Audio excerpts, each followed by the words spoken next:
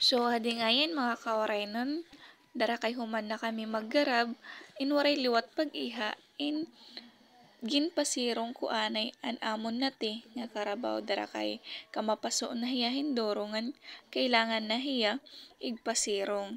Kay, kundi namon hiya igpasirong, mabubulad hiya.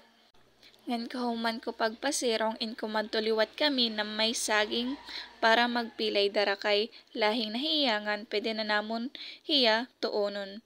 Ngan kahuman hadton kahuman ko kapilay ginsipi-sipi ko anay para mahisakubhan amon alat diri man hiya dako nga bulig at least matutuon na namon hiya ngan pwede na namon hiya madara.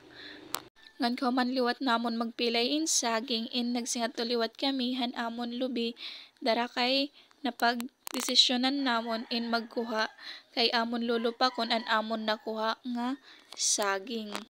Para namon maging snack amo nga kumuha kin lubi para namon igsunod ngan kahuman liwat namon makuha hin lubi nagsingat liwat kami para han amon para magkuha hin bilanghoy para liwat tuonon namon kay mahilig kasi kami nga may dumala oras sinadto balay nga may ada namon kakaon-kaonon diri kay puro nalaluto maupay gihap kun may ada hiya duma. So amo iton nagbuburoblig nala kami nira ate para matapos ngan makauli na liwat kami ha amo.